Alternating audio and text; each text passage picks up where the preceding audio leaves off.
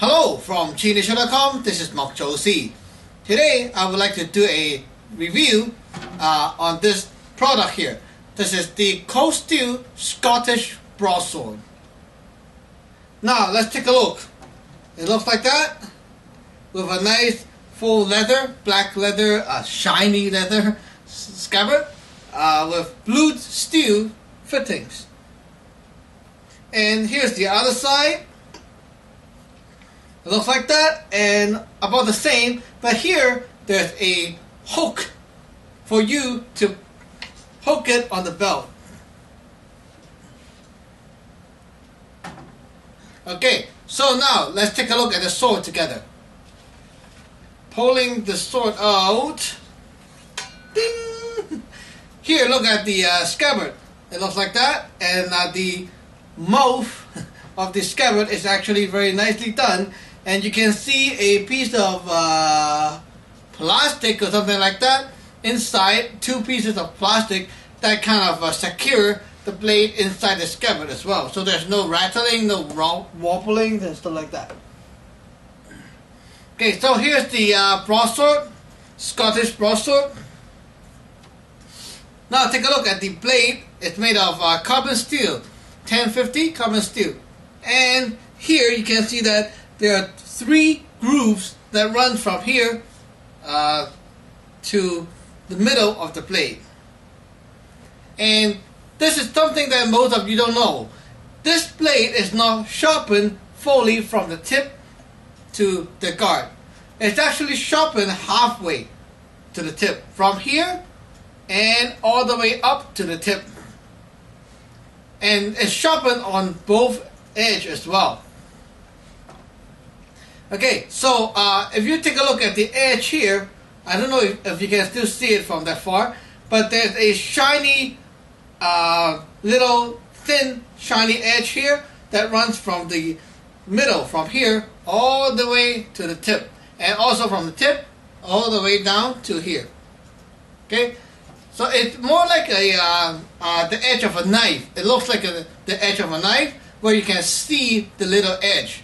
And as compared to the Chinese swords kind of sharpening, they use a diamond edge geometry, which doesn't have a thin edge along. Okay, now let me show you up close. Here, this is a Cold Steel Battle Game, the new sword for 2012. Now let me pull this out. It's a Damascus steel blade. Cool, eh? Okay. Now let's take a look at this close up. See, there are no extra edge, little thin edge at the side. It's actually polished from here, the spine, and out all the way. Okay. Okay, so now let's take a look at the Scottish broadsword.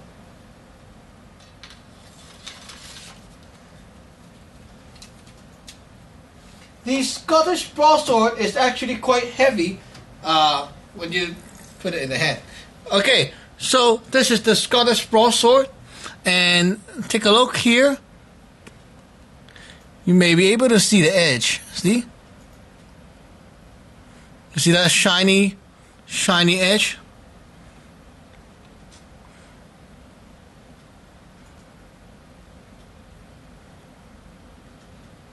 Okay.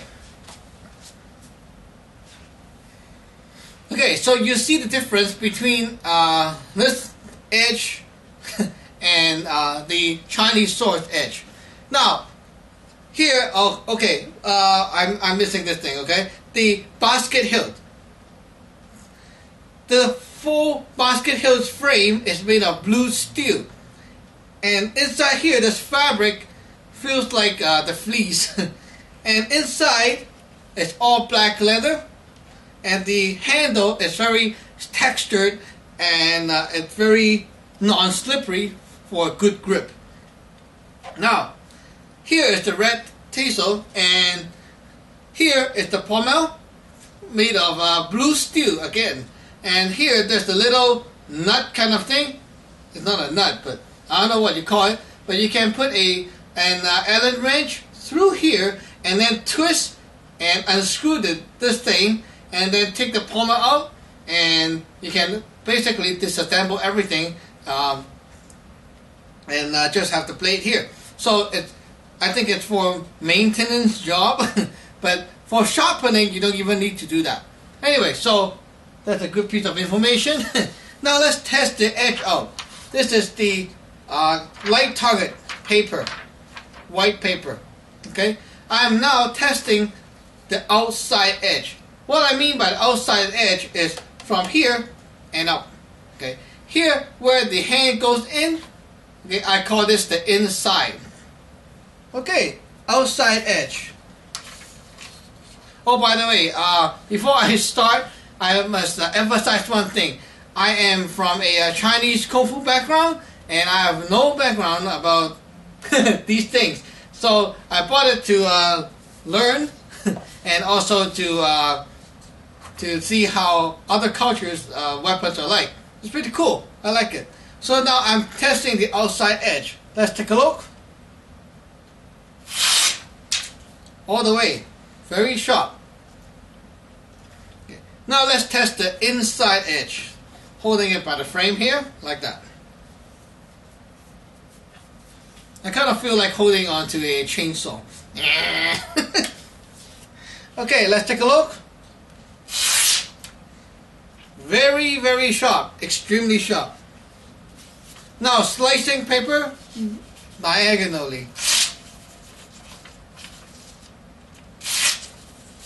Very sharp as well. Let's see the other side. The outside edge.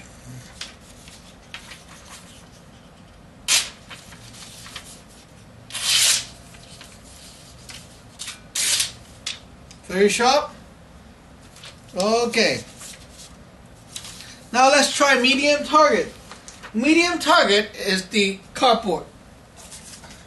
Here I have a piece of cardboard. Okay. I'm going to try to lightly tap the blade into this piece of cardboard. Very lightly. With almost no power, no strength. Okay. Lightly tapped in. Okay, now a bit more power, a little bit. Oh, by the way, when I chop into the cardboard, you feel the blade is kind of vibrating. So it's a good thing because it's tempered very well, nicely, and so the blade actually does have some kind of flex to it when you smash the blade onto some hard object, and so it will prevent the blade from snapping. So now let's try again. A little bit harder, okay? Whoops, almost all the way. Okay. Now let's try a bit harder here.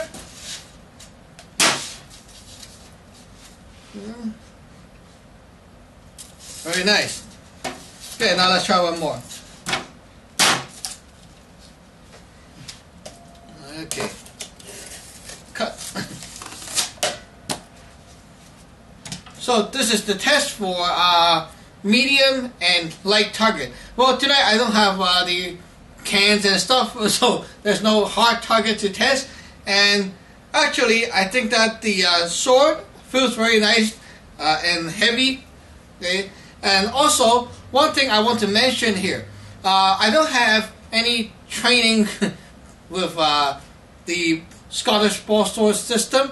But then, with my Chinese Kung Fu background, I find that most people only use the outside edge when they use this sword. So, basically, it's like that, okay? Now, I'm facing you, and I want to use the sword to slash, okay? So, basically, they block, and then they use the outside edge to slash. See, the outside edge is slashing. And then, they turn around, and use the outside edge to slash again. Even the blocking, they block like that with the outside edge, block like that with the outside edge. See, everything is about the outside edge. Okay, now what about the inside? Now that's the fun part, okay? With my Chinese Kung Fu background, Here is what I do. Block with the outside edge, and then now you use the inside edge to do a short distance cut by using the elbow to slash down. And then you cut again. See? You block, and then you go directly down with the blade, directly down like that. Directly down. So that creates a double cut. Same thing applies to the other side. You can block, and then right away you can chop. See? Block, and then you use this blade to chop down like that. Or you can even go thrust forward, and then you tilt the sword over here like that, using the tip to hit, reverse hit like that. See? So here are some examples of how you can utilize the other edge of the blade instead of always using the outside edge as well. But then, you know what? I thought of a funny thing here. Maybe people only use the outside edge, so when this edge is kind of worn out, they disassemble everything, turn the blade around, and now all the worn edge is on the inside, and you can use the fresh edge here, just like a backup magazine or something like that. So I don't know how it works, but then yeah, that's my take on the Scottish broadsword, and hopefully in the future I will make a video of myself doing a form or something to show you my take on how to use the Scottish broadsword, and maybe some of you will find that very interesting as well. So thank you for watching. Remember to subscribe and like. Scottish broadsword. Enjoy. Bye bye.